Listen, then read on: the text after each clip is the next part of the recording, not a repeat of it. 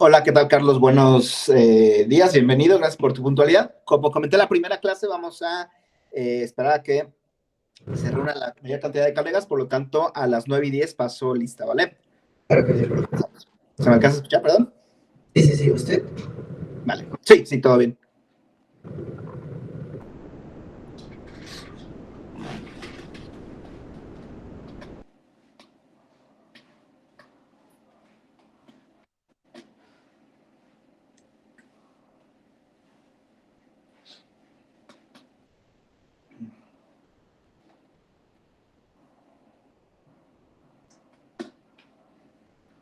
Profe, yo le quería preguntar algo. Eh,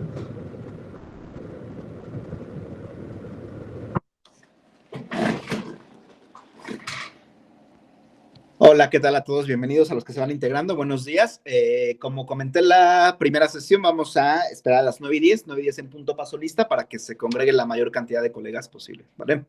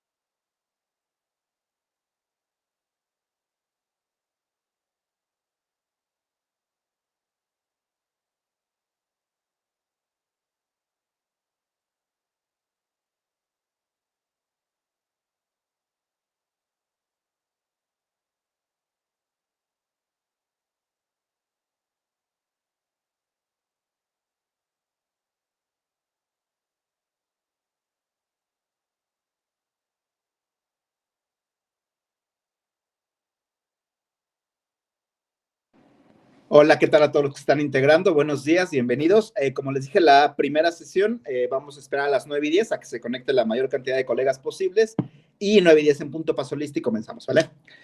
Si gustan, sería bueno que los que se están integrando ya, que vayan anotando nada más su nombre en el chat para que sea como también evidencia de su presencia acá, además de la lista que voy a pasar, ¿vale?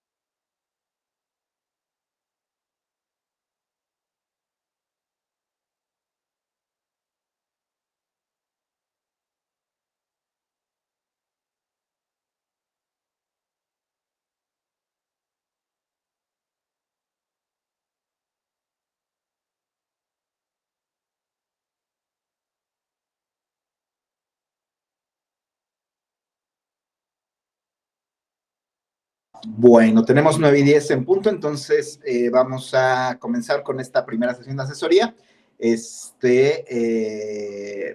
Pero antes de comenzar, voy a pasar lista, entonces por favor decir presente en cuanto escuchen su nombre para que tengan su asistencia del día de hoy, independientemente de que les pido que también, para que quede como evidencia, puedan escribir en el chat, pueden escribir su nombre para que quede como evidencia, ¿no? Mari Carmen Abreu.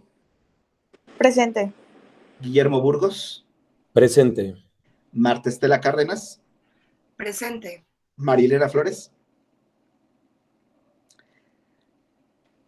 Sara Rocío Gutiérrez. Presente. Karen Ibarra. Presente. Carlos Antonio Melchor. Presente.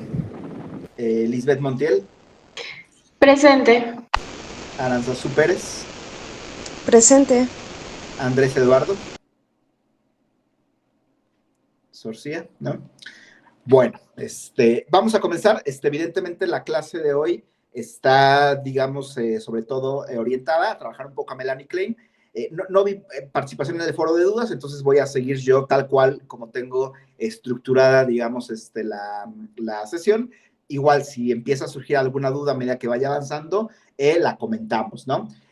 Por ahí también, bueno, vi que surgió la duda de las fechas de entrega. Les comento que no puedo yo editar, como se me asignó, digamos, al último momento del curso, no puedo editar yo las fechas, pero si ustedes van a la página de inicio de su aula, perdón, si se van a, donde dice módulos, en su aula, y entran a donde dice guía del curso, ahí nos vamos a encontrar las fechas, asesorías, bueno, objetivos de aprendizaje, y vamos a tener las fechas de todas las entregas, ¿no? Para que no haya dudas, lo digo de una vez, la siguiente entrega es un segundo entregable, que más o menos es la misma lógica. Vamos a ver una película y hacer un análisis en función de lo que, en este caso es un caso, y vamos a hacer un análisis en función de lo que vamos a trabajar. Y hay un foro de discusión también, donde yo les planteo una pregunta y tienen que participar, ¿no? Son 2 entregables para la siguiente asesoría. Entonces, la entrega es el 28, acá lo dice, ¿no? A las 23:59, ¿no? La otra entrega era el 14, es decir, ayer a las 23:59. Otra vez les pido que todavía no tengo yo oportunidad de editar las fechas. Ya vieron que de repente con la semana hubo un problema ahí en la plataforma, entonces no tengo esa oportunidad. Por eso están ahí las fechas también. Entonces, no se guíen en las fechas que vienen, digamos, en el apartado de entregables, sino con las fechas que tenemos ahí, que es lo que yo sí pude editar con mi propia mano, ¿no? Bueno, vamos a empezar con Melanie Klein. Obviamente ustedes leyeron el texto de Bleichmar, de Sylvie Norberto Bleichmar, que es como un texto introductorio, digamos, a la obra de Melanie Klein y de otros autores. El texto se llama Psicoanálisis después de Freud. Para los que están aquí en México, a lo mejor ustedes sepan que los Bleichmar, tanto Norberto como Cecilia Bleichmar, son, digamos, los directores, fundadores del Centro Eleya, que es un centro aquí en México donde se forman psicoanalistas, sobre todo psicoanalistas orientados, digamos, a la escuela inglesa del psicoanálisis. No es necesariamente mi escuela de psicoanálisis, no es precisamente la que yo ejerzo, pero bueno, el texto es bueno, digamos, para generar una introducción a la obra de Melanie Klein y más o menos entender cuáles son los fundamentos, digamos, que ella aporta a la metapsicología freudiana, ¿no? Yo lo que les propongo es trabajar los temas que tenemos en la pantalla, en el mapa. Yo voy a ir comentando, digamos, cada uno de estos temas, diciéndoles cuándo paso al siguiente, para que vayan tomando notas en la medida de lo posible. Ya saben que igual se queda todo lo que comentamos grabado para que puedan ustedes revisarlo una y otra vez, sobre todo para el tema del examen, ¿no? Entonces, bueno, voy a comenzar con la exposición. Y obviamente primero hablar de algunos datos biográficos de Melanie Klein. Yo no soy de esos psicoanalistas a los que les encanta, digamos, profundizar en la biografía y meterme a la parte, digamos, de la novela vital de los autores. Sin embargo, sí creo que hay algunos puntos que vale la pena rescatar siempre de los autores que leemos, ¿no? Y en este caso, con Melanie Klein, yo quiero rescatar algunos puntos que sería bueno que los tuvieran tal vez por ahí anotados a nivel de datos biográficos, ¿no? El primer punto importante, pues, es el contexto, digamos, de la duración de su vida y en qué momento vivió Melanie Klein. Melanie Klein nace en 1882, ¿sí? era también, digamos, al igual que Freud, el corazón, digamos, de Europa, era igual que Freud judía, y muere en los 60s, ¿no? O sea, ya, digamos, muy entrado el siglo XX. Fue una vida longeva la que tuvo Melanie Klein. Y bueno, el tema de la vida de Melanie Klein tiene dos momentos importantes, ¿no? El 82, básicamente cuando ella nace, todavía no existía el psicoanálisis, ¿no? Freud aún trabajaba como neurólogo propiamente, todavía no inventaba el dispositivo de asociación libre. Por lo tanto, digamos que Melanie Klein, el nacimiento de Melanie Klein es pre-psicoanálisis, ¿no? O sea, pre el boom que hubo del freudismo en Europa y en Occidente.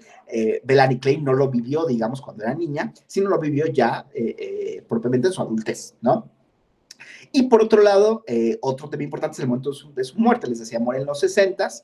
Por lo tanto, Melanie Klein escribe una parte de su obra ya después de la muerte de Freud. Freud muere en el 39, entonces prácticamente 20 años en la obra de Melanie Klein ya no, digamos, estaba directamente en contacto con el creador del psicoanálisis, con Freud, sino que ya fue un trabajo, si no independiente, por lo menos sí ya mucho más libre de esa enorme carga, enorme peso que era Freud mismo, ¿no? Ese es un dato que me parece importante, ¿no? Pero otro dato importante es lo que marcó, digamos, de manera relevante la obra de Melanie Klein. Y me parece que ustedes ya tienen el conocimiento de que la obra de Melanie Klein viene marcada por su discusión con Anna Freud, ¿sí? Les resumo muy rápido los puntos esenciales de la discusión que tenían Melanie Klein y Anna Freud, ¿sí? Anna Freud, ustedes saben, era pedagoga, ¿sí?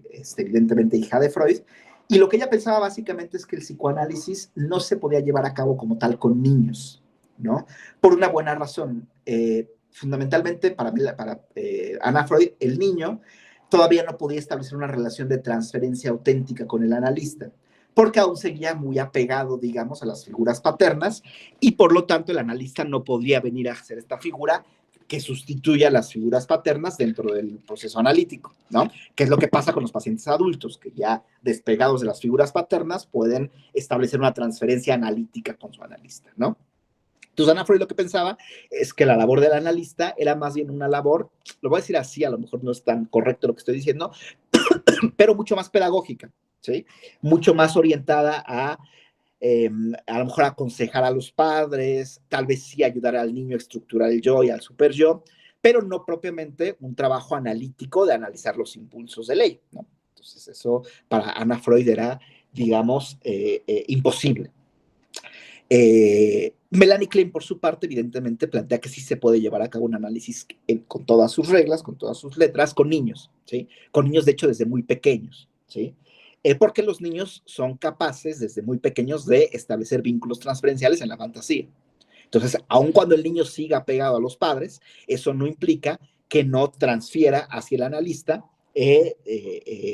deseos, miedos, relaciones afectivas, etcétera, ¿no? Por lo tanto, un analista de niños sí puede ocupar el lugar del analista. Claro que Melanie Klein, pues, con su profundo conocimiento sobre la psicología, no sobre el psicoanálisis, sobre la psicología infantil, pues obviamente se da cuenta que a un niño no lo puedes acostar en el diván, un niño no asocia libremente a través de palabras, pero desarrolla un método en el cual, pues básicamente el juego sustituye al diván, ¿no? Entonces, básicamente lo que el adulto hace a través de las palabras, el niño lo hace a través del juego.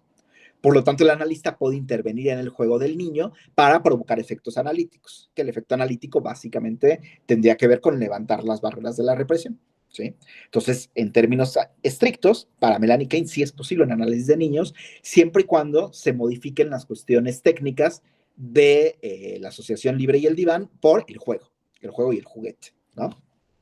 Bueno, ahora, otro elemento, digamos, importante en la vida de Melanie Klein, en su, digamos, desarrollo de su teoría, lo voy a decir muy rápido, fue su relación con su hija se llamaba Melita, ¿no?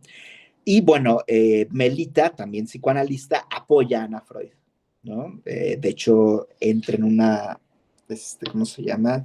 Guerra importante con Melanie Klein, la misma Melita, y uno pensaría que a muchos de los elementos de los que plantea Melanie Klein, sobre todo lo que es referido a la envidia del niño, pues tiene como destinataria a su hija, ¿no? O sea, una hija que no fue agradecida, que no tuvo gratitud y que experimentó mucha envidia, ¿no? Entonces, independientemente de que los planteamientos de Melanie Klein sean válidos, uno también puede entreleer que parte de lo que escribió, pues tenía como destinatario, y el destinatario era Melita, ¿no?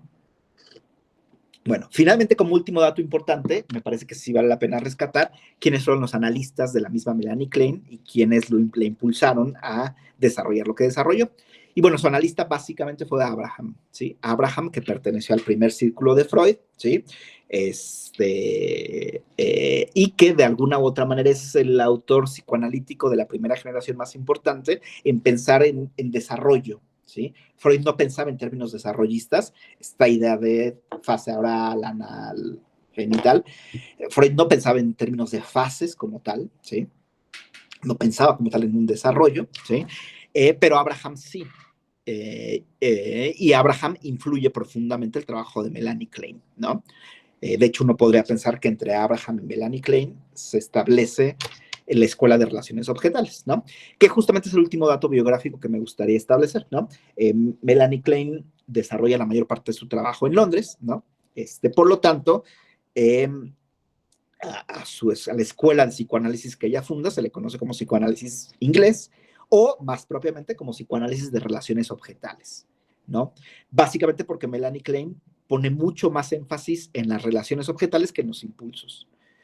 Para Freud era más importante, por así decirlo, el impulso, la pulsión, y Melanie Klein poco a poco va virando un poco hacia las relaciones objetales.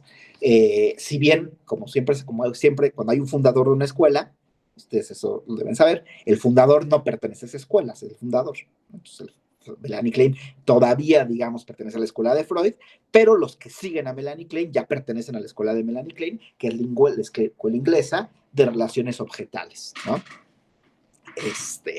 En psicoanálisis hay varias escuelas. Está la escuela inglesa de relaciones objetales, está la escuela del psicoanálisis del yo, que es la que más bien dirigió Ana Freud.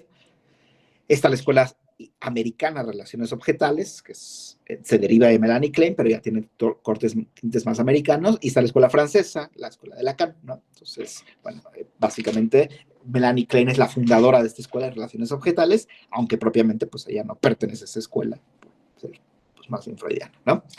Bueno, eso respecto a los datos biográficos. No sé si hay alguna duda o a lo mejor alguien quiera hacer algún comentario en relación a la biografía, algo que ubiquen de Melanie Klein o que les haya resultado interesante, que quieran comentar. Buenos días. Hola, buenos días, Elena. Quisiera yo preguntar un poco más acerca de esta teoría de la envidia. La verdad es que no me quedó muy clara y quisiera preguntar a qué se refiere. Mira, me encantaría contestarte así de plano, pero me parece que sí tenemos que desarrollar algo previo para poder entender lo de la envidia. Sin embargo, sí te puedo adelantar algo en relación a lo que plantea Melanie Klein con respecto a la envidia. A ver, lo voy a adelantar, insisto, porque probablemente solo iba a tocar hasta el quinto punto, ¿no?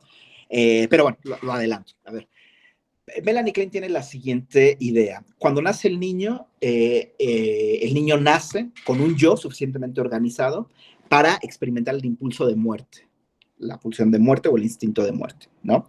Ahora, el niño tiene que deshacerse de ese impulso de muerte, de ese instinto de muerte de alguna forma, lo tiene que sacar de su cuerpo, ¿sí? Y para sacar de su cuerpo, aprovecha el cuerpo de la madre, en particular al pecho de la madre. Entonces el niño lo que hace es proyectar el instinto de muerte en el seno de la madre.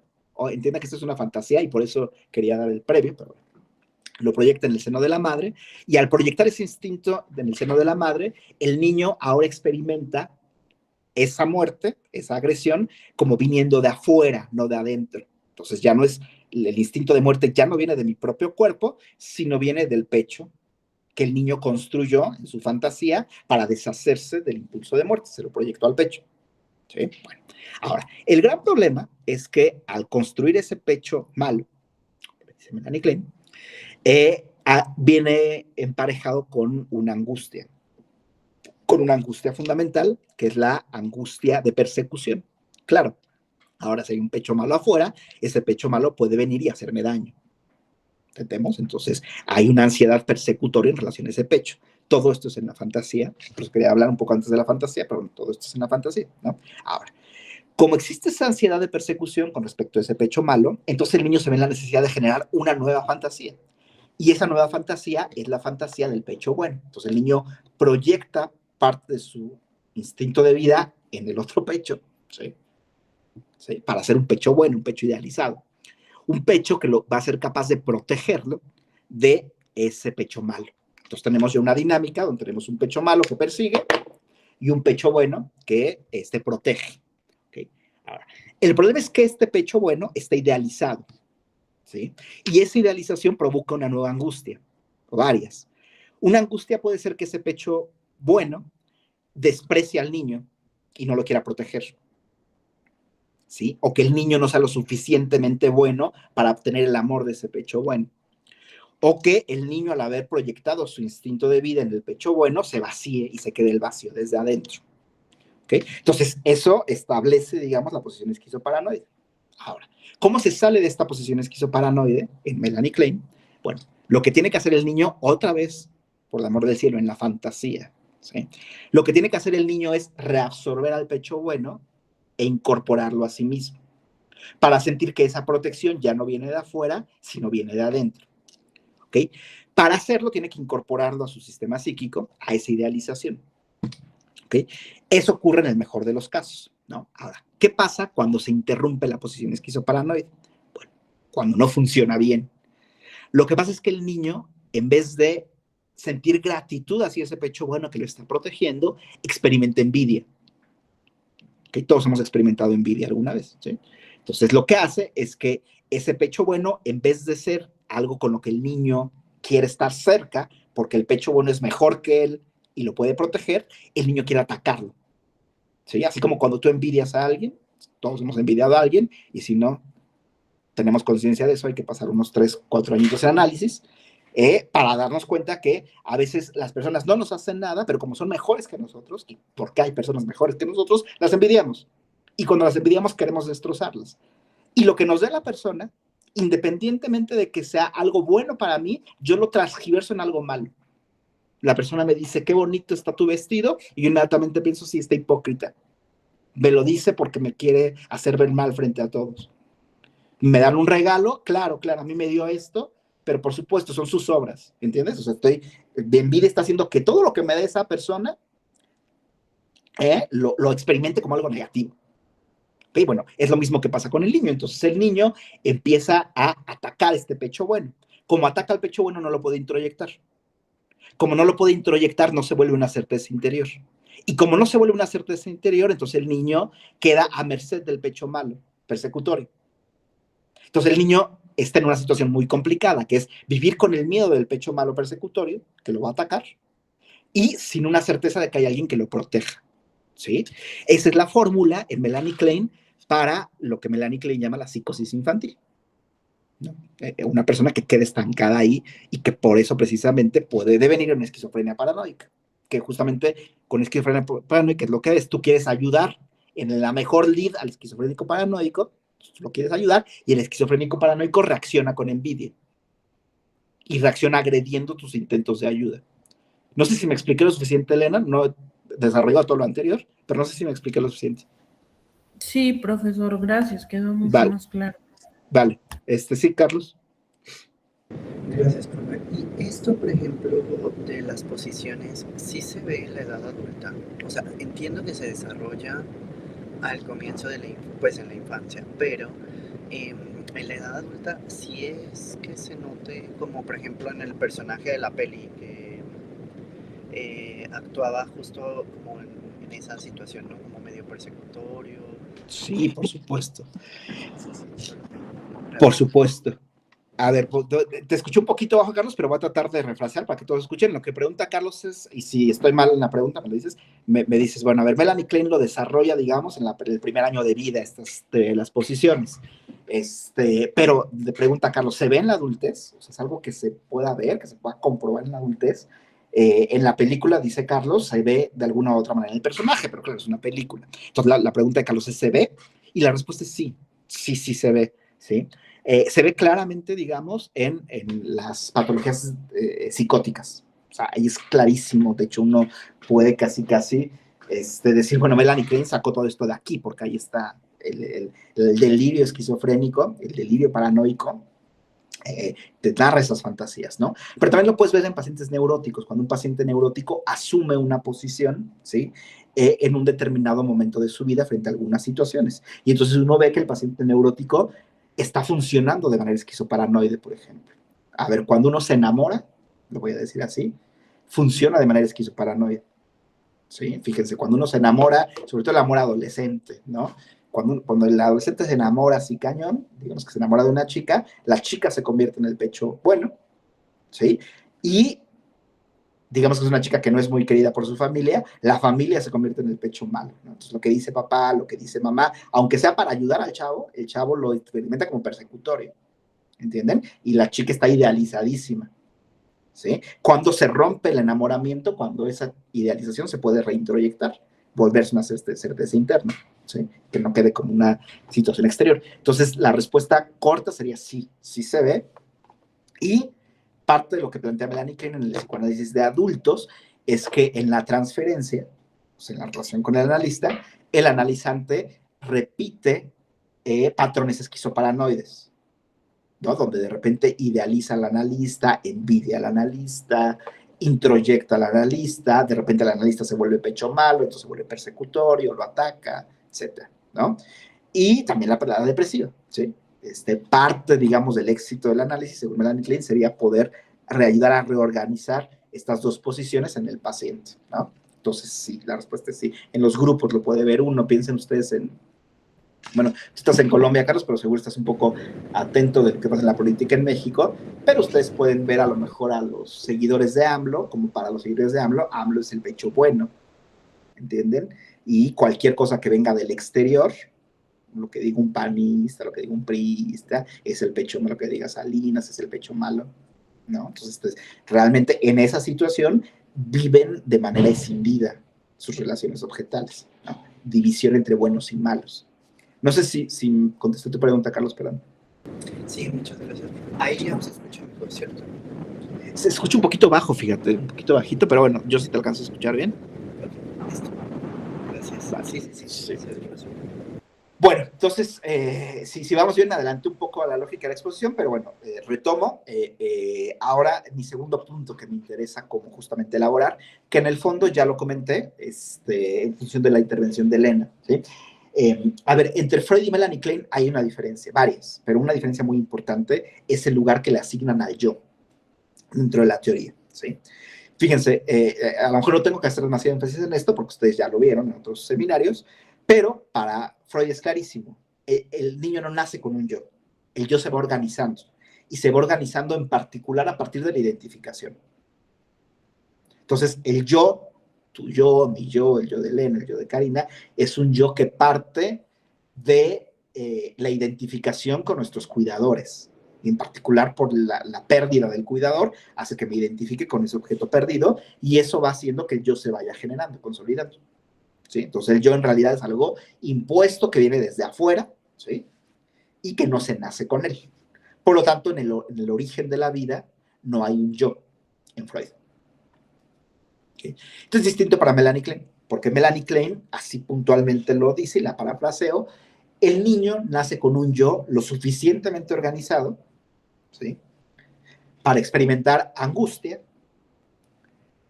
Estoy diciendo una lista, por si están anotando. ¿Sí? Para experimentar angustia, para generar fantasías, para utilizar mecanismos de defensa y en particular para protegerse del instinto de muerte.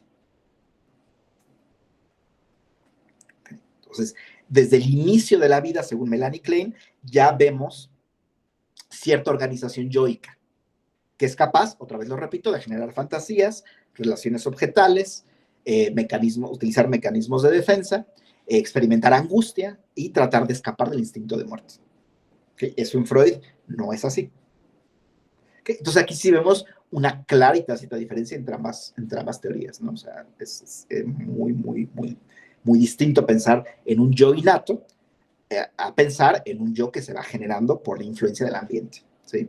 Y en Melanie Klein, ese yo es innato, Claro, ese yo se va nutriendo de alguna u otra forma de las relaciones que el niño va teniendo.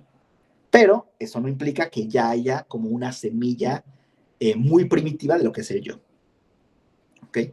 Por eso, para Melanie Klein, el bebé tiene una actividad mental muy rica, mucho más rica de lo que tal vez pensaba Freud. ¿Sí? Aunque en Freud hay ciertos atisbos de esa riqueza de la vida mental del bebé, evidentemente Melanie Klein propone una vida mental mucho más rica en el bebé, ¿no? De hecho, Melanie Klein propone que cuando el bebé está siendo amamantado, al mismo tiempo está fantaseando también.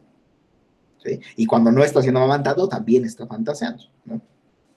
Entonces, la importancia que le da Melanie Klein al yo, pues es al yo innato, cobra un papel muy importante en su teoría, ¿sí? Como el yo, de hecho, bueno, ustedes lo vieron en el video que está grabado de la docente que grabó los videos, me parece que es en este video donde ella dice que parte de la formación como en la Escuela de Relaciones Objetales implica observar durante cierto tiempo a los bebés, nada más observarlos sin intervenir y tratar de hacer hipótesis de lo que está pasando o aconteciendo en la vida del bebé a partir de lo que el bebé hace, ¿no? ¿Okay? Asumiendo precisamente, no para intervenir con el bebé, insisto, sino simplemente para poder, digamos, acostumbrarnos a poder estar dentro de la vida de un ser que no puede hablar, no puede hablar, es infante, no puede hablar, entonces, para acostumbrarnos un poco a hacer hipótesis metapsicológicas de eso, ¿no? Eso nos indica, obviamente, que Melanie Klein piensa que la vida mental del bebé es una vida mental muy, muy rica, ¿no? Muy llena de, muy llena de contenidos, ¿no? Ahora, una de las capacidades que tiene ese yo del infante, que también cobra una gran importancia para Melanie Klein, es la fantasía, ¿sí? Freud siempre le dio importancia a las fantasías, eso no es, ¿cómo se llama? Estoy en el tercer punto, ¿no? Eso no es un misterio para nadie. A ver, ¿alguien tiene alguna frase de Freud o alguna idea de Freud en relación a la fantasía? Freud dice varias cosas, ahorita voy a recuperar algunas frases de Freud en relación a las fantasías. ¿Alguien sabe algo de lo que dice Freud respecto a las fantasías? ¿Alguien tiene alguna frase, cita, noción, definición?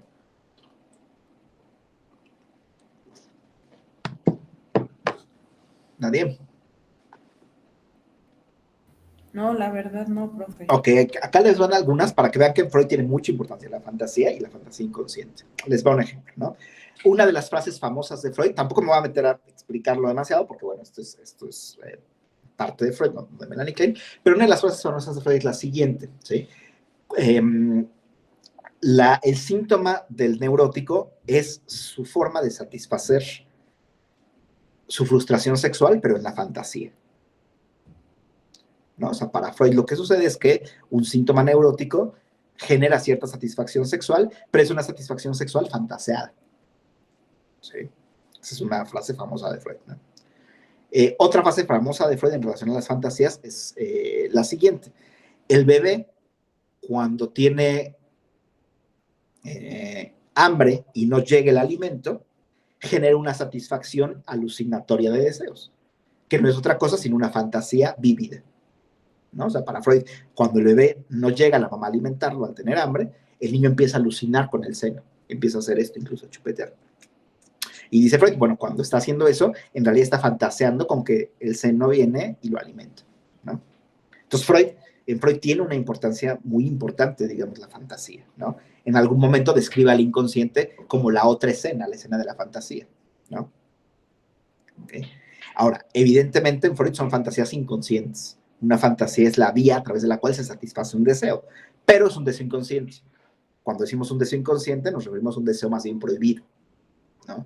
No son deseos que tengamos, digamos, no es el yo quiero, no es el me quiero sacar la lotería, no es el quiero andar con mi crush, no es que el quiero terminar la carrera, sino son fantasías inconscientes, ¿sí? Son deseos inconscientes que se satisfacen por medio de las fantasías, ¿no? Y bueno, tal vez otro elemento donde Freud le da mucha importancia a la fantasía es el sueño, ¿sí? En el fondo, un sueño es una fantasía que cobra el signo de la realidad, o sea, se vive como realidad, pero en el fondo es una fantasía, ¿no? Que está satisfaciendo un deseo, ¿sí? Entonces, bueno, en términos generales, Freud le da un lugar muy importante a la fantasía, pero Melanie Klein obviamente le da un lugar mucho más importante, ¿sí? ¿Okay? Voy a decir solo algunos atisbos de lo que menciona Melanie Klein en relación a la fantasía, ¿no? Voy a decir algunos puntos, ¿sí? Para que tal vez los tengan anotados otra vez, ¿no? Primero, para Melanie Klein, toda la realidad está mediatizada por la fantasía. ¿Okay? O sea, los ojos con los que yo veo la realidad tienen los anteojos de la fantasía, ¿no? Entonces, si alguien me regala algo, por ejemplo, ese regalo yo lo interpreto en función de mis fantasías. Si alguien me insulta, por ejemplo, ese insulto yo lo interpreto en función de las fantasías. Si alguien me alimenta, como sucede con el bebé, ese alimento el bebé lo interpreta en función de sus fantasías. ¿Sí? Entonces, toda la realidad, en el fondo, se lee a partir de las fantasías. ¿Sí, Elena?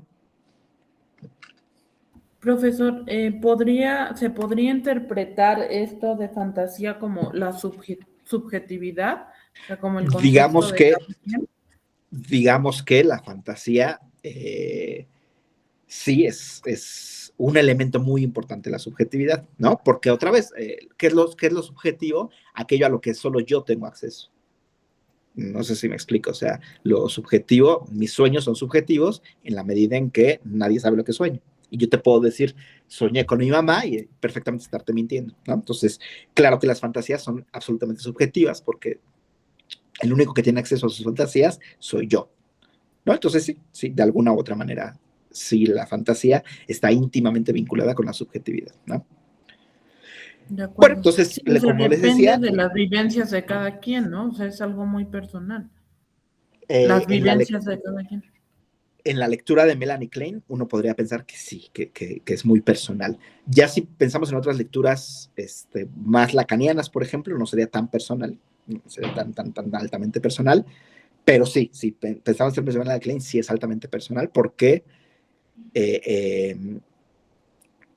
digamos que es un producto exclusivo de mi actividad mental, ¿no? Que no depende de la mediación del otro, ¿no? Entonces sí. De acuerdo. Gracias.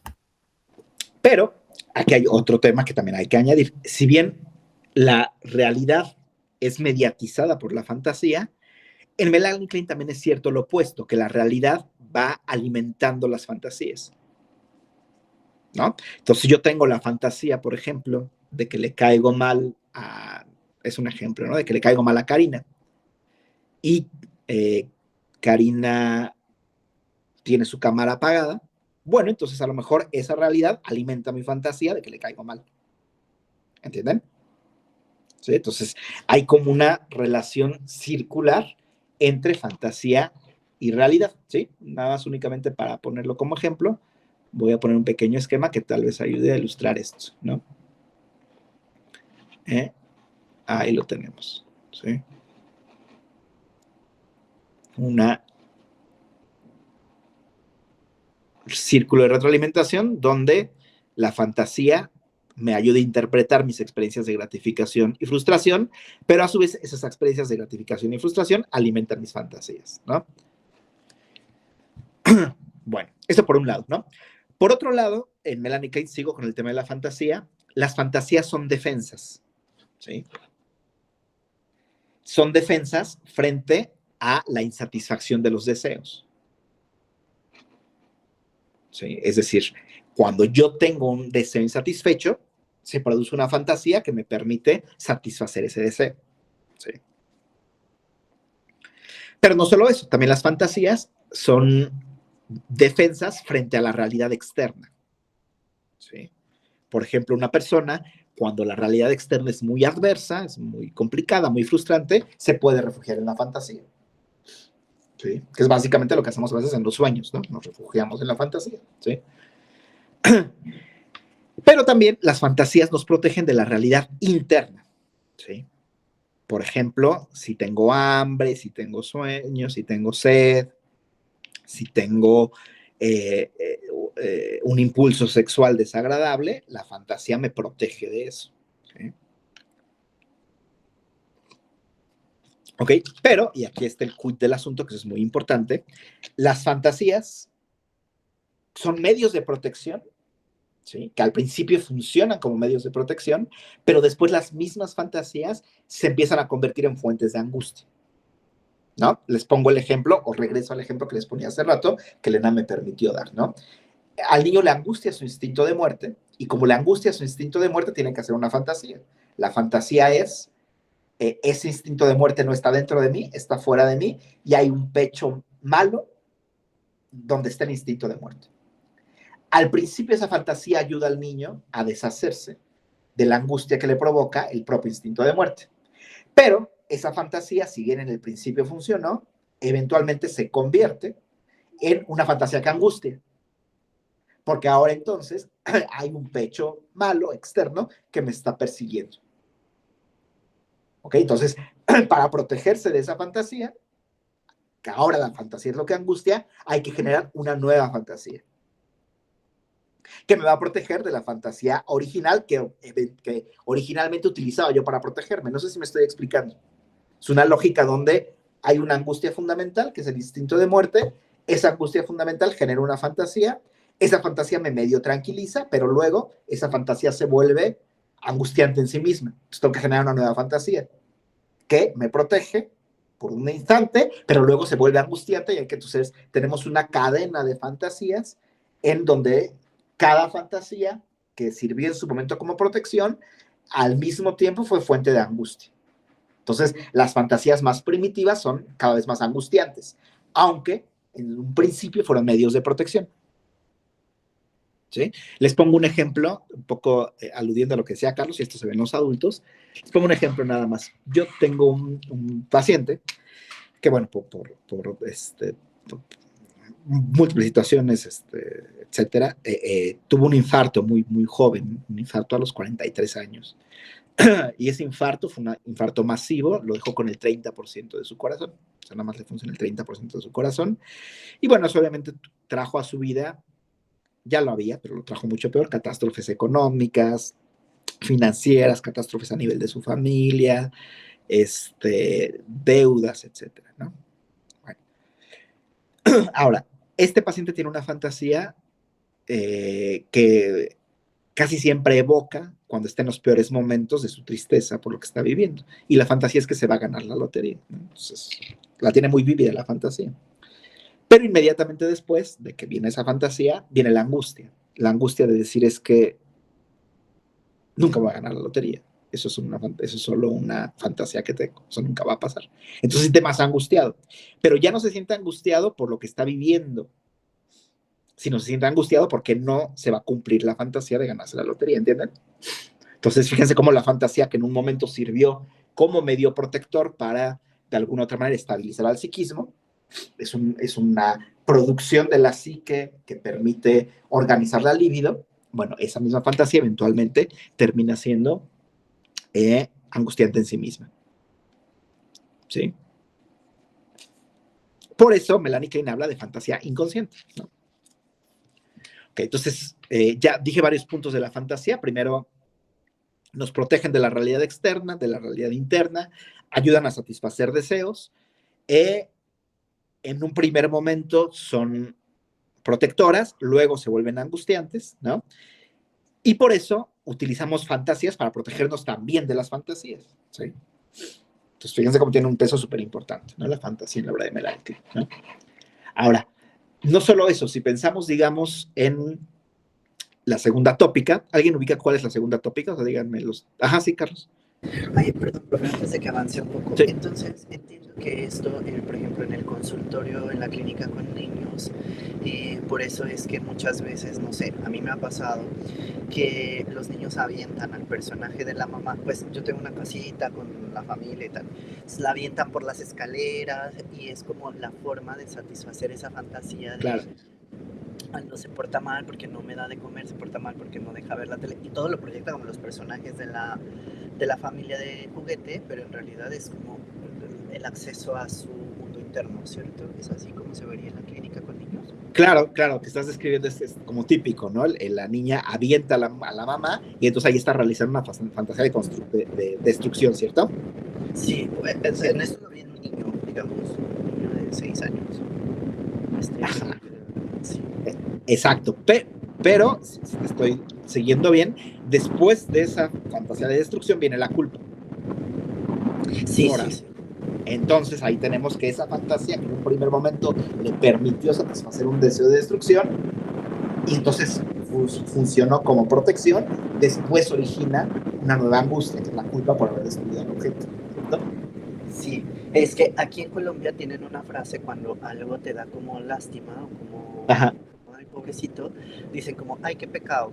O sea, como, incluso es súper religioso. Y entonces Sí. uno avienta a la mamá y luego dice como, ay, no, qué pecado. No, Exacto. y se angustia tanto. Entonces, incluso hasta esa parte religiosa es demasiado persecutoria, sobre todo en la sociedad colombiana. Exactamente como lo estás describiendo. Y en esa lógica me voy a adelantar un poquito. Cada fantasía va siendo al mismo tiempo una solución y al mismo tiempo el problema. Es decir, la niña avienta a la madre, con eso la destruye. Se realizó la fantasía de destrucción, destrucía al objeto malo, pero al objeto del que dependía, pero ahora eso se vuelve justamente el que pecado, ¿no? Ahora soy malvada porque la destruí. Entonces se vuelve angustiante. Lo único que permite, y lo voy a comentar en su momento, que las fantasías se estabilicen y que no, ¿cómo se llama?, se vuelvan cada vez peores, son dos fantasías fundamentales en la infancia: la fantasía de gratitud y la fantasía de reparación. La fantasía de reparación en este caso sería levantar a la muñeca toda destrozada y curarla. Ya vieron, ¿no? Que los niños constantemente juegan eso, a ser el doctor, ¿sí?, el que cura, ¿sí? ¿Por qué? Porque esa fantasía es una fantasía de reparación. Que esa fantasía es una fantasía que ya no angustia. ¿Sí? Bueno, puede angustiar el no ser suficientemente bueno para reparar, ¿no? Pero en términos generales es una fantasía que rescata el psiquismo de la complicación de ir generando cada vez fantasías más complicadas para deshacerse del deseo, ¿no? Y la otra es la fantasía de gratitud, ¿no? Que es la fantasía de agradecer al pecho bueno todo lo bueno que hizo por mí, ¿no? Bueno. ¿Sí nos queda claro? Sí. Gracias, Carlos, muy bien. Bueno, finalmente Melanie Klein relaciona también las fantasías con la segunda tópica freudiana. Ustedes recuerdan la segunda tópica, te digo, no tengo que profundizar, el ello, el yo y el superyo. Entonces, justamente lo que dice Melanie Klein, bueno, es que los impulsos del ello nunca los vemos representados en fantasías de destrucción, por ejemplo, ¿no? O fantasías de realización sexual, ¿sí? O sea, yo nunca veo, por ejemplo, al impulso oral como tal, pero sí puedo ver la fantasía del paraíso como un lugar donde se tiene acceso a toda la comida posible, ¿sí? Yo no veo nunca, digamos, una fantasía anal, digo, un impulso anal, nunca lo veo, pero sí puedo ver la fantasía, digamos, de ensuciar todo, ¿no? Entonces, los impulsos se expresan como fantasías, ¿no? Igual, el super yo se expresa como fantasías donde uno es castigado, donde uno es humillado, donde uno es avergonzado, ¿sí? Donde me voy al infierno, ¿no? Pero en el fondo el super yo no lo vemos, sino lo vemos a través de las fantasías que vienen del super yo. Y lo mismo con el ello, el yo, quiero decir, el yo no es otra cosa sino las fantasías que uno tiene sobre uno mismo, ¿sí? Conscientes, la mayor parte realmente inconscientes, ¿no? Bueno, ¿dudas hasta acá? Ok, si no hay dudas, voy con mi cuarto, ¿cómo se llama? Punto, que es el punto de las posiciones subjetivas, ¿ok? A ver, Melanie Klein desarrolla, digamos, este concepto de las posiciones subjetivas, básicamente diciendo que el niño atraviesa, o el bebé atraviesa por dos posiciones, ¿sí? Ahorita explico qué es propiamente posición, pero ahorita podemos entenderlo como fases, ¿no? Son modalidades de relación, ¿no?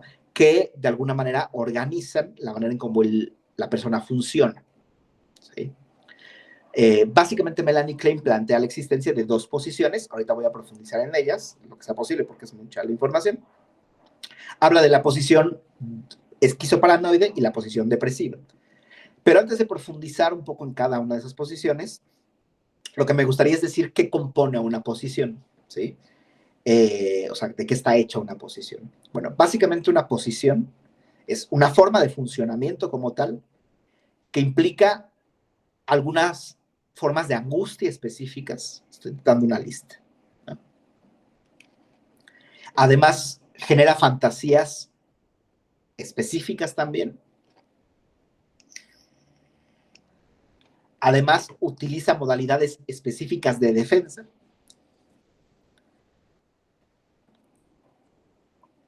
Y finalmente, relaciones específicas, relaciones objetales específicas, ¿no?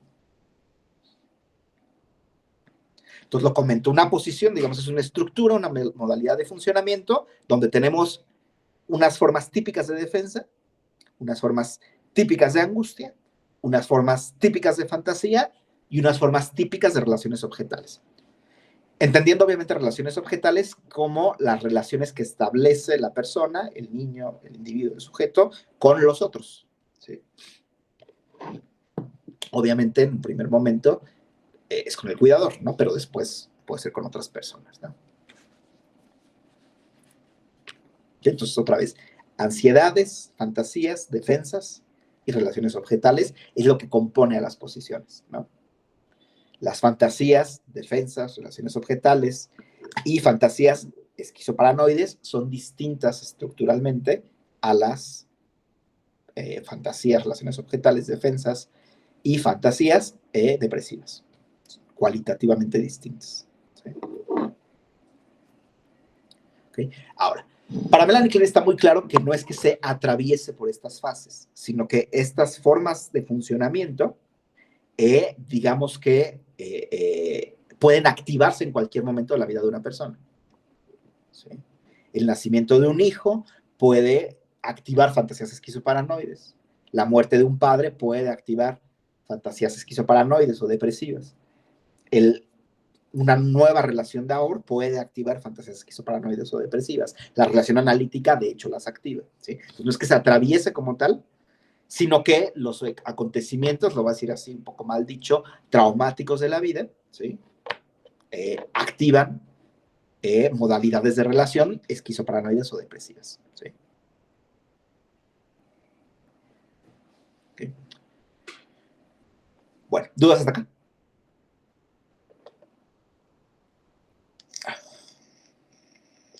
¿No? Bueno, doy un pasito entonces para hablar propiamente de la primera modalidad de relación, que es la posición esquizoparanoide. ¿Ok? Bueno, y aquí lo voy a hacer como una narrativa para que vayamos entendiendo, digamos, el tipo de fantasías, de defensas, de relaciones objetales que se establecen en esta posición, ¿sí? De entrada, para Melanie Klein, la posición esquizoparanoide, digamos que es la primera modalidad de funcionamiento del individuo, ¿no? Y básicamente es como funciona un bebé, un lactante, ¿sí? Todavía hasta los 6 meses vemos sobre todo que el lactante, o Melanie Klein asume que el lactante, se relaciona de forma esquizoparanoide con sus objetos, ¿no? Y la forma en cómo funciona su mente es esquizoparanoide. ¿Okay? La palabra esquizoparanoide tiene que ver con dos lógicas. La primera lógica es la lógica del esquizo, que tiene que ver con la escisión, con la división. Entonces, por eso es esquizoparanoide, porque hay una división. Y paranoide, que tiene que ver con persecución, con fantasías persecutorias. ¿Sí? Entonces, la modalidad esquizoparanoide de entrada implica esta división entre bueno y malo, y además la presencia de fantasías persecutorias, ¿no? Amenazantes. ¿Ok? Ahora, ¿en qué consiste básicamente esta posición esquizoparanoide? O sobre todo, ¿cómo inicia la posición esquizoparanoide? Ya hace rato le daba a Elena, digamos, comentaba con Elena, un poco la lógica de por qué inicia esta etapa. El niño, al nacer, como tiene un yo suficientemente organizado, experimenta la angustia que le produce el instinto de muerte, la pulsión de muerte. ¿Okay? El niño tiene que hacer algo con esa angustia, y para hacerle frente a esa angustia, el niño lo que hace es proyectar el instinto de muerte en un objeto externo, ¿sí?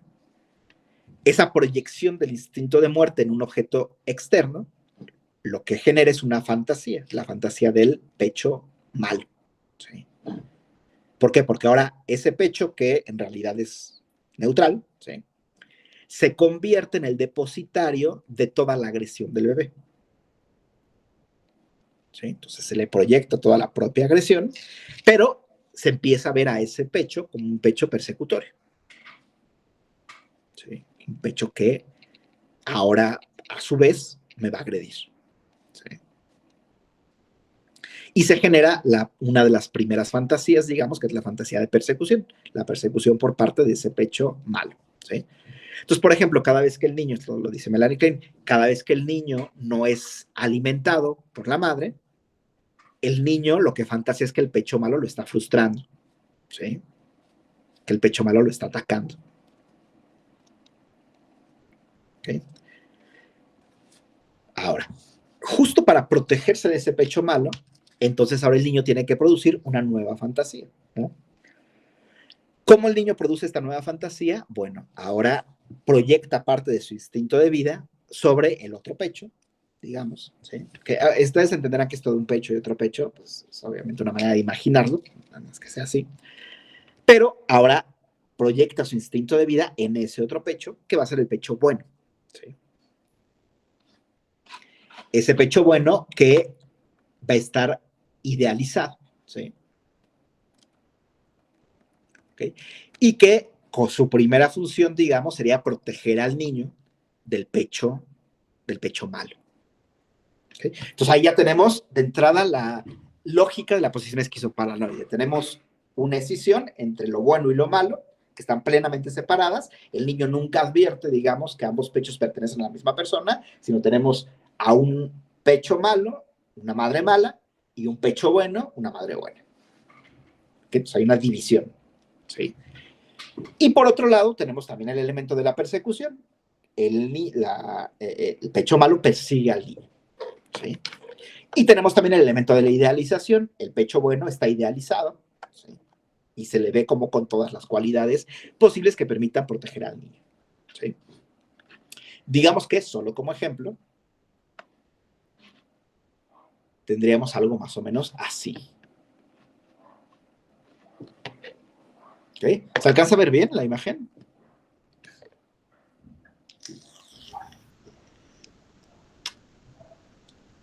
¿Sí se ve?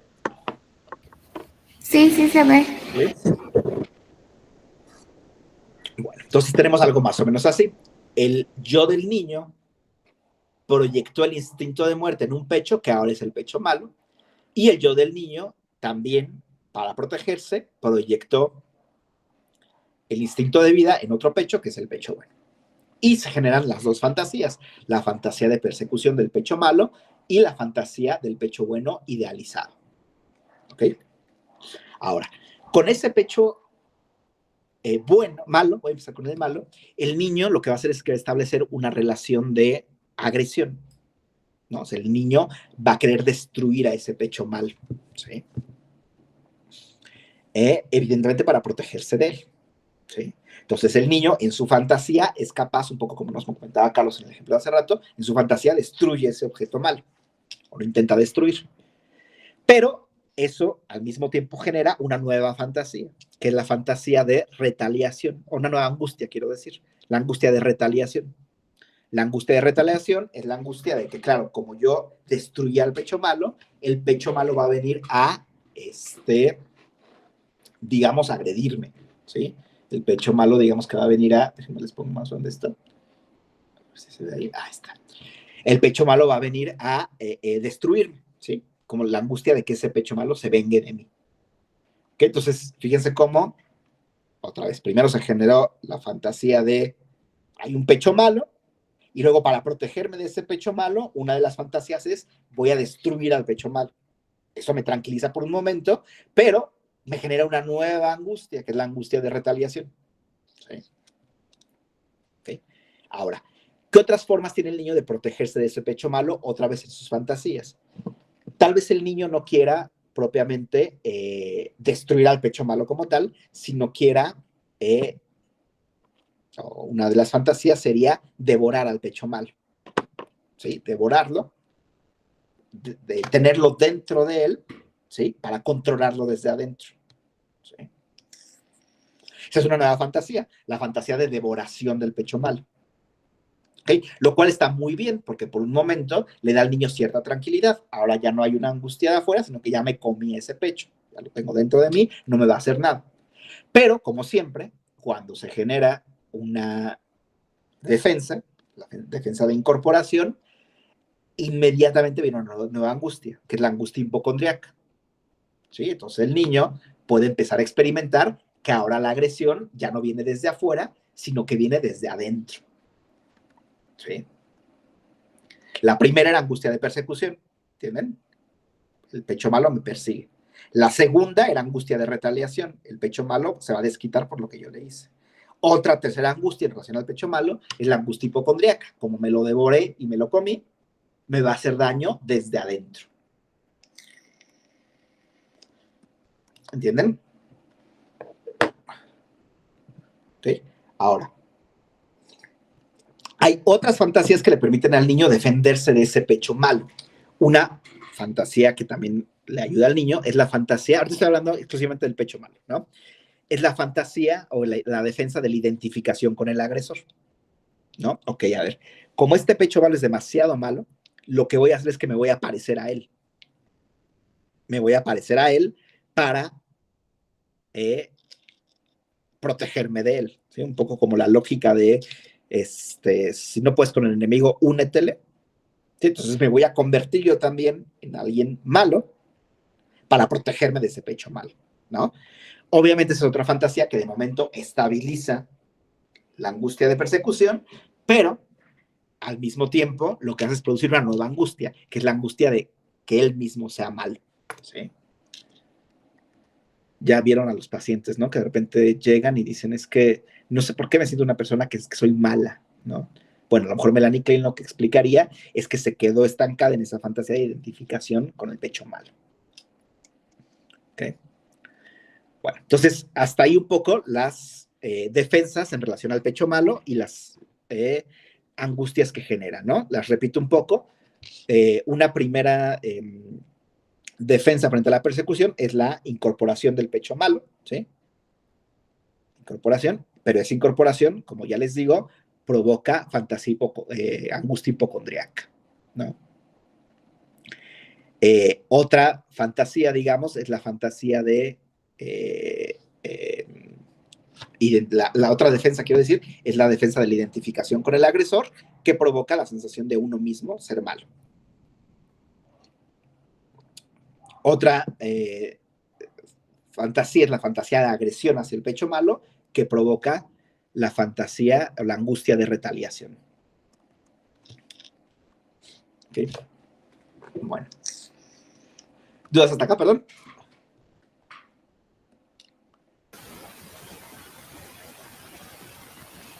¿Todo bien? Ok, en la película me parece que se puede observar claramente algunos de estos elementos, ¿no? Por ejemplo, si ustedes se acuerdan, digamos, el dragón rojo en un momento se come al dibujo, ¿no? Ahí podemos ver claramente cómo está esta fantasía de incorporación. En un momento eso lo tranquiliza y dice, ya, como ya me lo comí, ya está controlado, pero luego viene el tema de ahora desde adentro me está atacando ese objeto. ¿Se me estoy explicando? ¿Sí? También vemos cómo se idealiza y se identifica con ese objeto persecutorio. En el fondo lo que lo persigue es ese dragón rojo. ¿Sí me estoy explicando? Pero él se identifica con ese dragón rojo, se quiere parecer a él, ¿sí? Por eso trabaja su cuerpo, etcétera, etcétera, en una fantasía de que si me parezco a él no me va a perseguir. Pero en el fondo pues termina persiguiéndolo igual, ¿no? Porque esas fantasías, como les digo, son fantasías que digamos,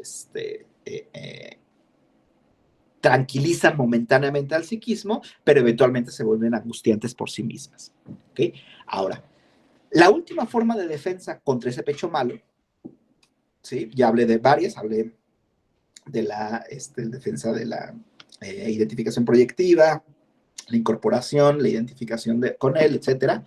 La última sería esta que Melanie Klein llama la identificación proyectiva. ¿sí? Que aquí es donde se empieza a complicar un poco la situación, ¿sí? ¿Okay? ¿Cómo se utiliza la identificación proyectiva en relación al pecho malo?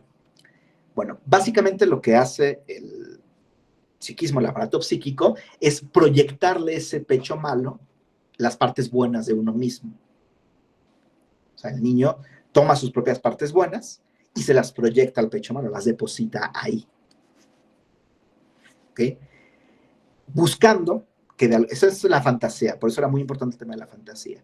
Buscando que el pecho malo actúe en la proyección. Como yo le proyecté algo bueno al pecho malo, entonces la idea es, si logro que el pecho malo actúe esa proyección, ese pecho empezará a ser bueno. Ese pecho ya no me va a perseguir, porque yo le proyecté lo bueno en mí. ¿Sí? Obviamente esto lo podemos ver en la fenomenología de la neurosis en muchas ocasiones, es decir, una persona que piensa que comportándose muy bien con su agresor va a cambiar eventualmente. ¿Sí? Pensemos en alguien, una persona, por ejemplo, una mujer que se casa con un alcohólico y que se porta muy bien con él, ¿sí? En la fantasía de que eso va a hacer que el alcohólico al final deje su alcoholismo. ¿Sí me estoy explicando? ¿Sí? Está utilizando la identificación proyectiva como una manera de protegerse del pecho malo. ¿Sí? Claro que eso genera la angustia más importante, digamos, o una de las angustias más importantes en relación al pecho malo, que es la angustia de quedarse vacío. Como le proyecté todo lo bueno a ese pecho malo, ¿qué tal si el pecho malo se lo lleva y me deja vacío? Eso es básicamente la forma de angustia que viven las personas que tienen un trastorno límite de la personalidad. Algunas de nuestras clases las vamos a dedicar al trastorno límite, ¿sí? Bueno, justamente es lo que sucede, que el trastorno límite o la persona con trastorno límite, el discurso un poco es, yo le doy a veces, sobre todo cuando está operando en función de esta fantasía, yo le di puras cosas buenas y él se está yendo con todo eso, ¿sí? Me está abandonando y me está dejando vacío. El vacío que experimenta el limítrofe tiene que ver con esto, ¿sí? Con que se utilizó la identificación proyectiva como un medio para manejar la relación con el pecho malo, ¿sí? En particular la persecución del pecho malo. ¿Ok? Bueno, eso en relación al pecho malo. Entonces el pecho malo provoca sus propias angustias, ¿no? Pero también la relación con el pecho bueno no es perfectamente libre de angustia, ¿no? Entonces ahora voy a comentar qué pasa con la relación con el pecho bueno. De entrada, obviamente, el niño busca establecer una relación erótica con ese pecho bueno, una relación de satisfacción. ¿Ok?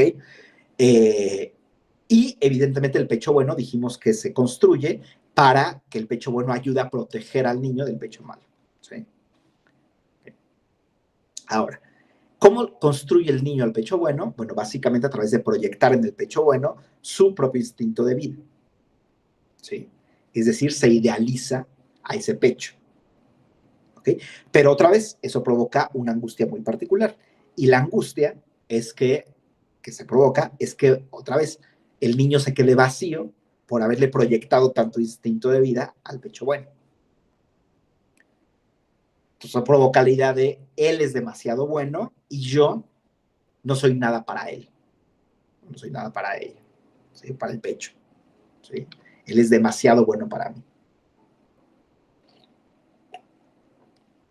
Entonces, eso evidentemente provoca una angustia muy particular, que es la angustia relacionada con el sentirse insuficiente. La angustia, podría decir Alfred Adler, de inferioridad. Es demasiado bueno, yo soy demasiado insuficiente. ¿Okay? Ahora, para manejar esta nueva angustia, que esa angustia no existía, esa angustia es producto de la idealización, ¿sí? Se pueden poner en marcha una serie de elementos, ¿no? Por ejemplo, un elemento sería la introyección. Otra vez, fíjense cómo las defensas que se dirigen acá al pecho malo también se pueden utilizar con el pecho bueno, ¿sí? ¿Cómo sería la utilización de la introyección del pecho bueno? Bueno, como el pecho bueno es demasiado bueno y qué tal si me abandonan, ¿sí? Lo que puedo hacer es incorporarlo a mí, tragármelo. ¿Okay? Si me lo trago y tengo ese pecho bueno dentro de mí, entonces ya no necesito al pecho bueno afuera, porque ya lo tengo adentro. ¿Okay? Otra vez, Eso estabiliza de alguna u otra manera momentáneamente la angustia que experimenta el niño, pero le va a generar una nueva angustia, que es la angustia de haber destruido al pecho bueno. ¿Okay? Como me lo comí, lo destruí. Y como lo destruí, ya no existe afuera. ¿Sí? Entonces, otra vez, es incorporar completamente al pecho bueno. Si bien de momento es una fantasía tranquilizante, termina siendo también una fantasía que puede angustiar, ¿no? ¿Ok? Otra fantasía que puede utilizar el niño, para, digamos, protegerse de la angustia que le provoca haber idealizado al pecho bueno, se entiendan que primero se idealiza, pero luego hay angustia por esa idealización, es identificarse con él. ¿Sí? Bueno, ok, él es demasiado bueno, ¿sí? No me lo voy a comer, porque si me lo como lo destruyo, pero tal vez me pueda parecer a él. ¿Sí? Entonces tal vez pueda parecerme lo suficientemente a ese pecho bueno para que ya no lo necesite. ¿Sí? ¿Okay? Y uno diría, claro, eso estabiliza otra vez al aparato psíquico, porque entonces, bueno, el pecho bueno sigue ahí, idealizado, pero tú puedes tratar de parecerte a él. ¿Sí? Solo que otra vez eso genera una nueva angustia. ¿Sí? La angustia que de repente pueden llegar a tener los amantes, ¿no? La angustia de perderse a uno mismo. Porque claro, si me identifico con él y soy él, entonces dejo de ser yo. ¿Entienden? Que es también mucho de lo que pasa con las personas con el trastorno límite de la personalidad que pierden su propia identidad en función del otro. ¿No? Otra vez, esa fantasía que se utiliza, esa defensa que se utiliza, provoca una nueva angustia. ¿No? ¿Ok? Otra angustia que se provoca en esta relación con el pecho bueno es que directamente el pecho malo ataque al pecho bueno y que el pecho malo destruya al pecho bueno. ¿Okay? Para eso, para hacerle frente, digamos, a esa angustia, se produce, digamos, una defensa, que es la defensa de la escisión, mantenerlos separados. ¿Okay? Por un lado está lo bueno y por otro lado está lo malo. No tiene ningún contacto, ¿no?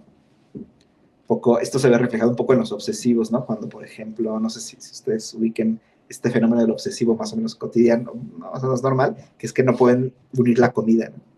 Tienen que mantener separada y primero comen algo y luego comen otro, mantener separado, como en fragmentos, ¿no? Precisamente para que no se unan dos cosas y no se contamine una con la otra, ¿no? Porque la angustia es que puede el pecho malo contaminar al pecho bueno, ¿no? ¿Ok? Pero tal vez la defensa más complicada o la defensa más caótica en relación al pecho bueno sea otra vez la identificación proyectiva. ¿Sí? ¿Ok? Esta es caótica, ahora explico por qué.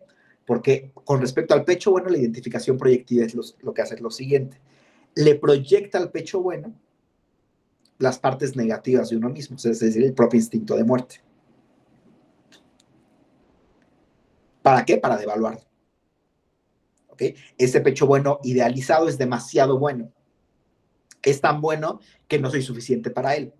Pero si yo lo ataco y le proyecto mis partes negativas, entonces lo devalúo y deja de ser tan bueno. ¿Okay? Entonces, igual le estoy proyectando partes de mí mismo, ¿sí? Para manipularlo y para rebajarlo, para devaluarlo. ¿Sí, Elena?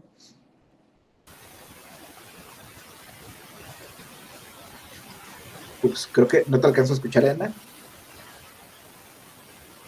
Perdón. Oh. Hablando en un ejemplo en el consultorio, quizá en la vida cotidiana, ¿cómo podríamos ver esta identificación proyectiva? Claro.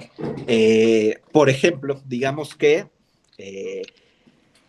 tiene que ver con la envidia de la que hablábamos hace ratito, ¿no? Digamos que yo tengo a mi pareja, ¿sí? Un paciente tiene a su pareja, ¿no? Y a su pareja primero le idealiza, ¿sí? Es decir, tiene todo lo bueno, ¿no? Se casan, empiezan a tener hijos y en algún momento lo que empieza a hacer, voy a poner el ejemplo, él con ella, es que él empieza a devaluarle, le empieza a decir, oye, ¿por qué no a lo mejor, digo, está clarísimo, ¿eh? ¿Por qué a lo mejor no te maquilles hoy? Oye, esta amistad como que no es suficientemente buena para ti. Oye, como que tu familia no es buena. ¿Por qué no dejas tu trabajo? ¿Entiendes lo que está haciendo, no? Sí. ¿Sí? O sea, ¿qué está haciendo? La tenía primero, todo lo que le gustaba de ella, que era una mujer independiente, que se arreglaba, que era fuerte, su familia. Él empieza justamente a devaluarlo, quitárselo. ¿Y qué termina haciendo? Devaluando ese objeto. Y luego cuando ese objeto está completamente devaluado, ya no le sirve. Y típicamente lo que ocurre es que va a buscar otro pecho bueno. ¿Entendimos? Sí, entonces, bueno, o sea, con el fin es identificación proyectiva, o sea, con el fin de luego buscar otro pecho bueno, o sea, No, otro objeto bueno. no, el fin no es ese. El fin es dejar de envidiar al pecho bueno. Es decir, o sea, envidia todas estas características Atributos, o claro, atributos claro, de la otra persona claro, y claro. entonces la devalúa, Entonces la destroza la sistemáticamente. destroza. No es que el fin sea buscar a otro, el fin es dejar de envidiarla. Claro, cuando la deja de envidiar, entonces deja de ser objeto bueno. Sí, pero como funciona esquizoparanoidemente, necesita un nuevo objeto bueno. Entonces lo va a buscar. Pero ese no era el fin. El fin original era dejar de envidiarlo. Sí, muchas gracias, me queda claro. ¿Ok? Bueno, entonces, evidentemente, esta sistemática destrucción del pecho bueno lo que va a llevar justamente es a que el pecho bueno se convierta en un objeto que ya no es deseable. ¿Ok?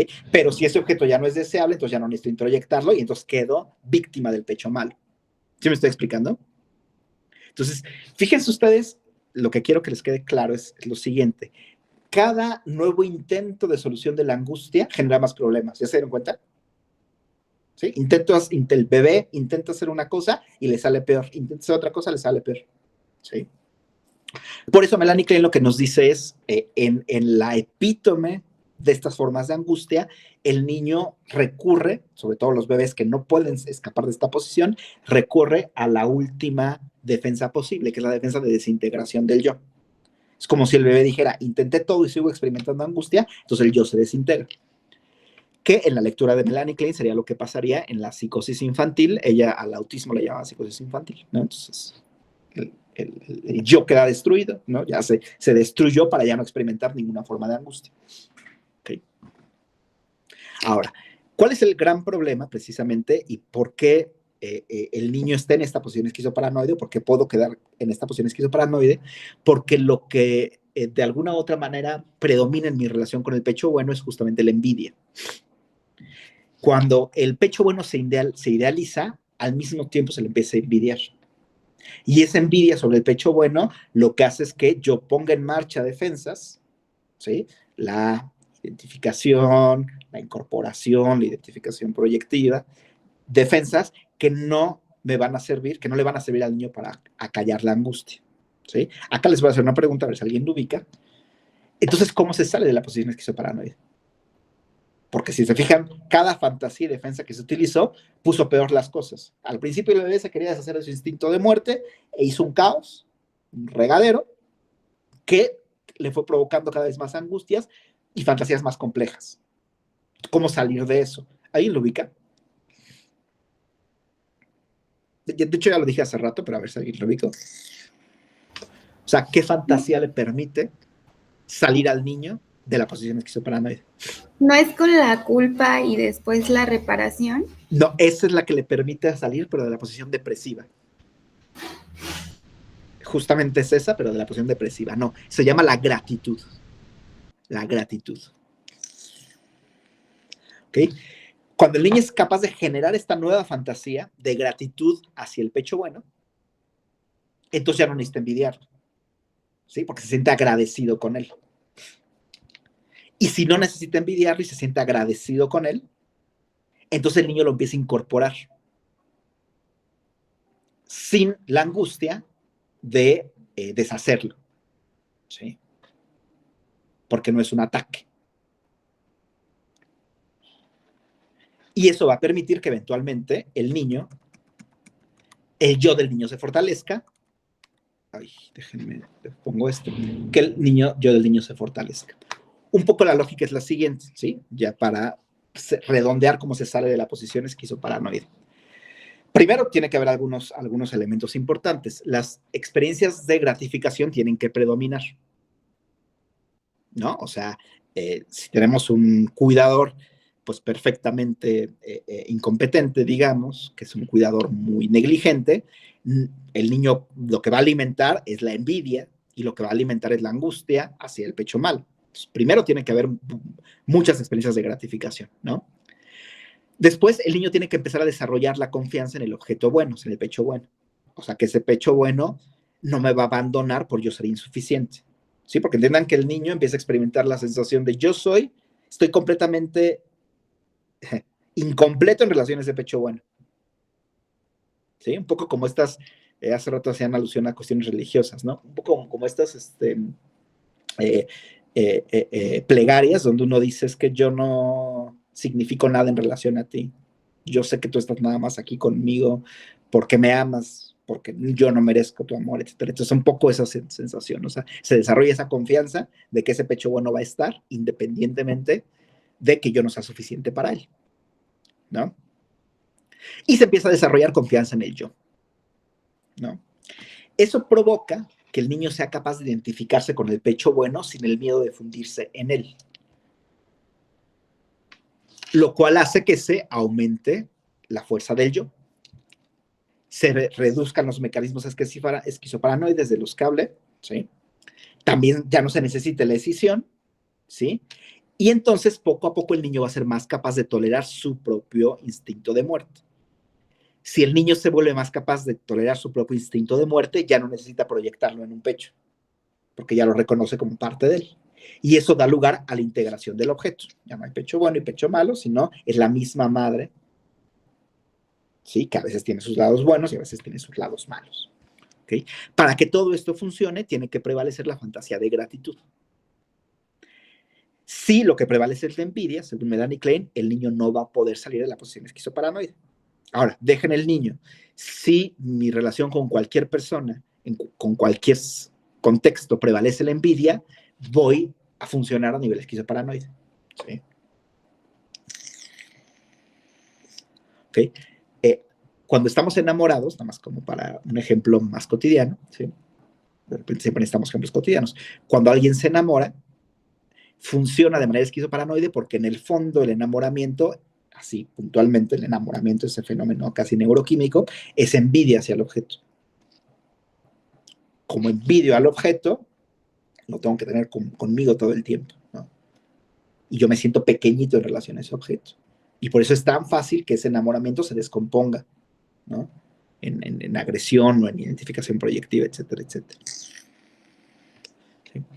Entonces, bueno, un poco para resumir, la única manera de salir de la posición esquizoparanoide es precisamente a través de la gratitud, de la fantasía de gratitud.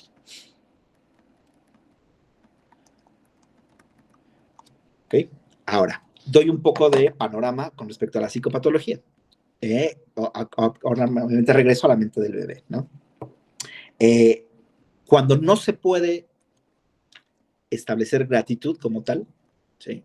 Y la envidia queda como, digamos, la manera de relacionarme con el objeto bueno, con el pecho bueno, ¿sí? Lo que va a suceder es que el niño va a quedar estancado en la psicosis, según Melanie Klein, ¿no?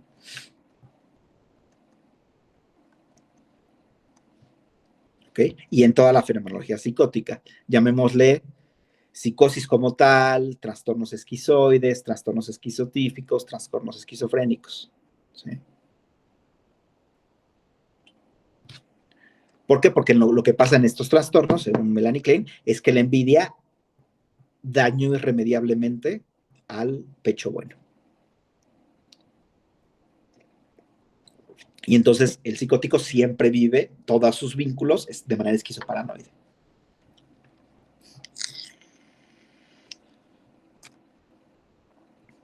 ¿Okay? Ahora, en ese mismo tenor, ¿qué pasaría con el neurótico? ¿Sí? El neurótico no pudo desarrollar gratitud, pero reprimió su envidia. O sea, por lo menos fue capaz de reprimir la envidia. Si bien no desarrolló como tal la gratitud, reprimió la envidia. Y reprimir la envidia, lo que le posibilita, lo que le permite es que el objeto bueno se mantenga de alguna u otra forma, pero se mantiene idealizado.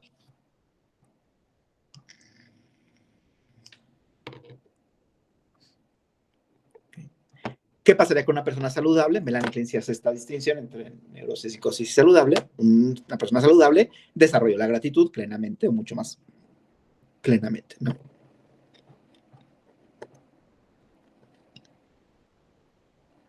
Ahora, ¿qué pasaría con el border? Melanie Klein no habla del border, pero doy un pequeño salto a lo que vamos a trabajar en su momento. El border lo que hizo fue utilizar de manera sistemática la identificación proyectiva en su relación con el pecho bueno y el pecho malo.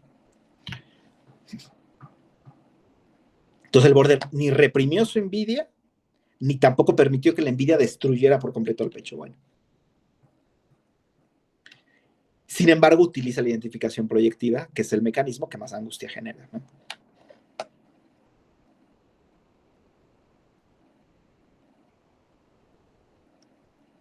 Okay, entonces tenemos los tres formas de funcionar, las cuatro, ¿no? El saludable transforma la envidia en gratitud, o sea, sublima la envidia, ¿entienden? O sea, estar agradecido con el otro es sublimar la propia envidia hacia el otro, ¿no? El psicótico se ve avasallado por la envidia, ¿no? El neurótico reprime la envidia y la persona con un trastorno limítrofe utilizó la identificación proyectiva para manejar la envidia, ¿no? Okay. Al principio de la sesión les decía que mucho de lo que escribió Melanie Klein se podría aplicar a Melita, y Melanie Klein justamente lo que pensaba es que Melita siempre la envidió, ¿no?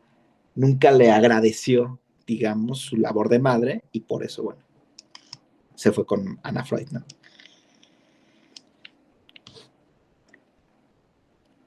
Bueno, ¿dudas hasta acá? No, ninguna. Ok, ahora voy con lo que pasaría después, que sería justamente el ingreso a la posición depresiva. ¿Cuándo ingresa el niño a la posición depresiva? Bueno, básicamente, el tiempo, supuestamente, según Melanie Klein, es por ahí de los 6 meses, ¿no? Que coincide un poco con el momento en el que el niño se empieza a reconocer a sí mismo. ¿Sí? Empieza, ¿no? Lacan habla del estadio del espejo, ¿no? Cuando el niño se ve en el espejo y se reconoce en esa imagen. Entonces, más o menos ahí entraría el niño a la posición depresiva. ¿Sí? Okay. Hay varios progresos que se producen en la posición depresiva, ¿no? Por ejemplo, en la posición depresiva el niño descubre, digamos, o acepta su dependencia hacia el objeto, ¿no? Acepta que depende de él, ¿no? Además, el niño en la posición depresiva empieza a tener conciencia de su propia ambivalencia, es decir, que el instinto de muerte y el instinto de vida están dentro de él. No es que hay un pecho bueno y un pecho malo, sino que la agresión y la vida están dentro de él, ¿no? Además, empieza a distinguir entre realidad y fantasía, ¿sí? Y poco a poco en la posición depresiva se empieza a pasar de un superyo persecutorio a un superyo un poco más benevolente, ¿no?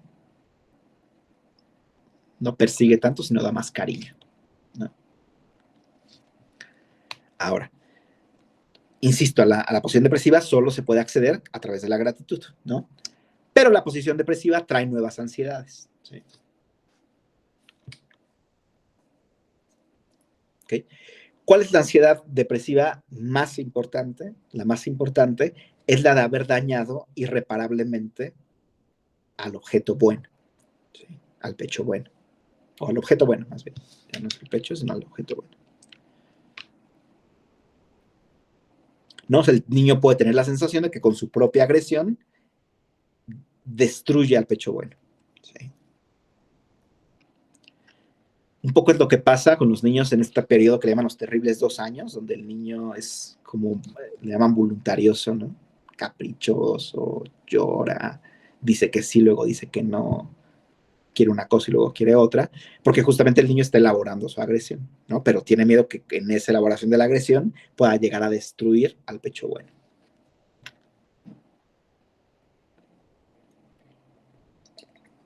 O más allá de eso, que pueda hacer que el pecho bueno lo abandone, el objeto, ya no es pecho bueno y pecho malo, sino ya es la madre, lo abandone por su propia agresión, ¿no?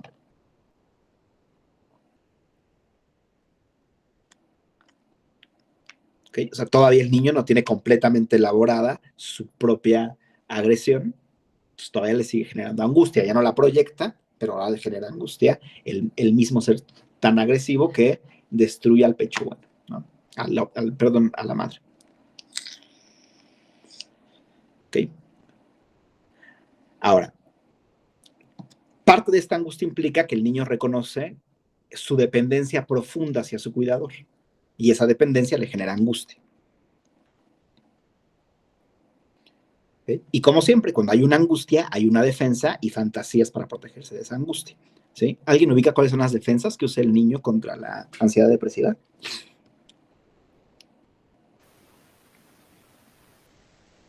¿No? ¿La reparación?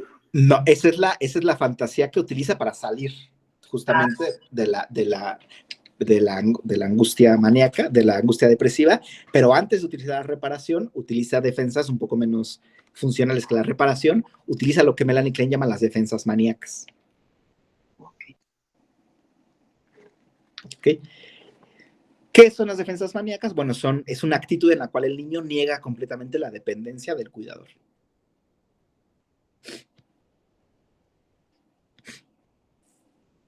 ¿Okay? Entonces establece con el cuidador una relación de desprecio, de triunfo, de control, ¿no?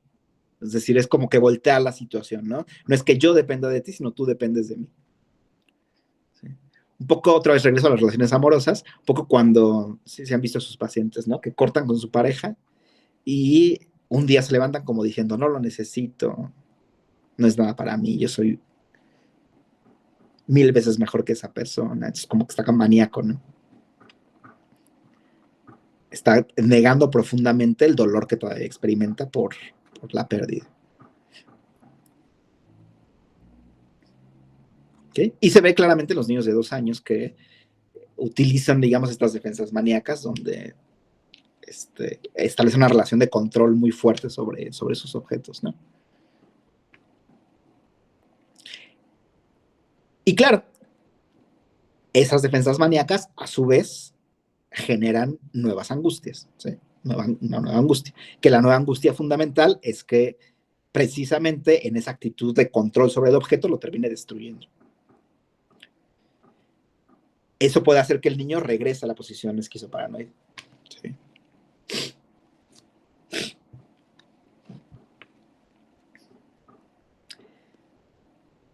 De ahí que precisamente la manera de salir de la posición depresiva es, ya lo decía, creo que Karina lo comentó, o Elena, es con la reparación. La fantasía de reparación.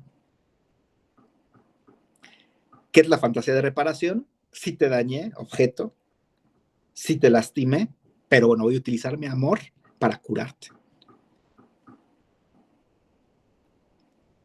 Ok, claro, el objeto debe dejar curarse, y aquí está donde está el problema, ¿no? Porque puede ser que el objeto, o sea, la madre, el cuidador, asuma la actitud de no, me hiciste demasiado daño y ya no puedes reparar el daño que me hiciste, ¿no? Es la típica la actitud del niño, digan ustedes sí, ¿no? Que el niño va, le pega a la mamá, se echa a correr, regresa y le soba, ¿no? En el caso que nos comentaba Carlos, por ejemplo, sería justamente, ¿no? El tema de tomar a la muñequita y jurarle. Está reparando el daño, ¿no? Esa fantasía de reparación es la fantasía que le permite al niño salir de la posición depresiva y elaborar el duelo por la pérdida del objeto. ¿Sí?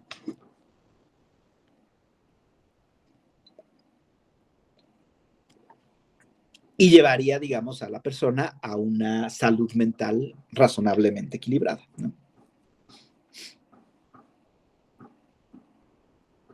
Claro, en Melanie Klein, con cada, digamos, etapa, con cada nueva experiencia, sobre todo experiencias, como les decía hace rato, un poco traumáticas no en el sentido de que nos hagan daño, sino que sean muy novedosas para nosotros, se va a recorrer o hacer este recorrido: esquizoparanoide, depresivo, esquizoparanoide, gratitud, depresivo, reparación.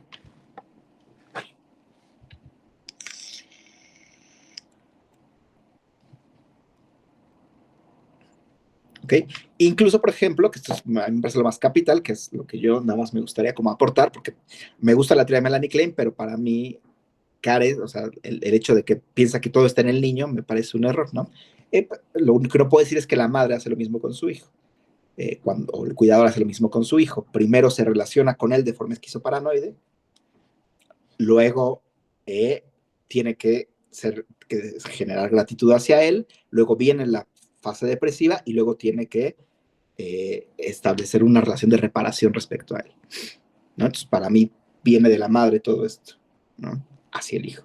Esa es una lectura muy personal, ¿no? No al revés. Independientemente de eso, me parece que sí, en cualquier nueva relación una relación importante, se tienen que atravesar las fases para que la relación se consolide y no funcione ni de manera esquizoparanoide, ni depresiva, ni neurótica, ni psicótica, sino que funcione de manera saludable, lo que los autores de esta escuela llaman una relación de objeto madura. ¿Qué es una relación de objeto madura? Una relación de objeto que no funciona de manera esquizoparanoide, es decir, dividiendo, ni funciona de manera depresiva, es decir, con la culpa por haber destrozado al objeto y con la manía de no dependo de él, ¿no?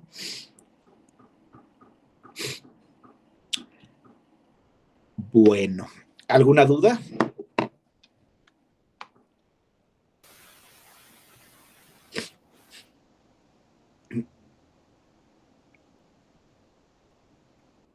¿Dudas, preguntas, comentarios, ideas? No, profe, de verdad, me encantó su clase. Gracias, Marta. En serio, me quedaron muy, muy claras, pues todo, lo explicó de manera muy clara, paso a paso, en orden. Yo obviamente leí la lectura sugerida, los videos que nos comparte la plataforma de la maestra, obviamente sí, pero ahorita todo lo que había yo comprendido, o sea, me lo aclaró, me lo hizo desde otro punto de vista de verdad impresionante. Me encantó su clase, estoy muy contenta. De hecho, empecé tomando notas, pero obviamente había tanto que tomar que paré mejor para verlo con calma y entonces hacer como que, así como decía usted, los puntos, ¿no? Ya bien en forma y ordenados, pero de verdad le agradezco su clase. Estoy encantada, con esta primera experiencia en su clase. Te agradezco mucho, Marta. Qué bueno que pude ser tan claro. Es un reto resumir una teoría tan compleja, pero bueno, sí. Es que es complejo, de verdad. Lo volvía yo a leer y volvía yo a buscar videos o otra información y es complejo. Ahorita creo que me abrió mucho más. De verdad, muchas gracias, maestro. No, al contrario, gracias por el comentario. Y bueno, les comento que evidentemente está el video, que lo voy a cargar, y les voy a subir esta presentación. Bueno, les comento, regularmente yo trabajo a Melanie Klein con esta presentación, que evidentemente por tema del tiempo no la puedo trabajar, pero se las voy a cargar para que tengan toda la presentación completa, donde viene, digamos, los puntos relevantes de lo que trabajé hoy, ¿no? Es una presentación larguísima, fíjense. Entonces, obviamente no podía manejarlo todo en tan poco tiempo, pero bueno, se la subo también para que lo tengan ahí como apoyo de lo que se explicó, ¿no? Pues mil gracias, maestro, de verdad. No, ¿de qué? ¿De qué? Gracias por los comentarios, Marta. Bueno, ¿algún otro comentario, duda? No. No, profe, muchas gracias por su clase, pienso igual que Marta. Muchas gracias, Elena, muchas gracias. Espero que organice un poco la teoría de Melanie Klein. Y bueno, pues nos veríamos entonces en 15 días. Ya les dije dónde están las fechas, por favor hagan caso de esas fechas. Y yo hoy mismo les abro la semana 4 y la 5, donde van a estar obviamente otra vez las características del siguiente entregable. Recuerden que para la semana 5 tenemos un foro de dudas que también voy a ¿cómo se llama? A poner ahí para que puedan, un foro de discusión, quiero decir, para que podamos discutir. Sobre todo vamos a discutir en este caso la teoría de Melanie Klein, ¿vale? Ahora, después de haber escuchado su clase, pues ya el entregable ya lo entregué. Entonces, Sí, pero ahorita, obviamente me quedé cortísima, a lo mejor me enfoqué mal o desde otro punto de vista o desde mi corta experiencia. Digo, yo sé que ustedes manejan esto mucho mejor, pero bueno, yo hice el intento y bueno, vamos a ver qué pasa. Pero... Perfecto, bienvenido, y sobre todo acá lo importante de los entregables, como dices, ¿no? En el fondo, como las clases vienen después de los entregables, pues obviamente se entiende que a lo mejor hay imprecisiones y lo que sea, pues punto es que haya un buen esfuerzo, digamos, por darle cierta consistencia. Y de verdad, viera mi cara de asombro cuando iba diciendo cosas y diciendo del dragón rojo y dije, Dios mío, o sea, me acordaba, sí, más o menos, pero bueno, a ver qué pasa, pero muchísimas gracias. No, a ti, Marta, muchas gracias por los comentarios, muchas gracias. Bonito fin de semana para todos. Bonito fin de semana a todos, que tengan bonito fin de semana y nos vemos acá en 15 días, ¿sale? Gracias, igualmente, hasta luego. Hasta luego. Gracias, profe. Muchas gracias. Gracias. Hasta luego.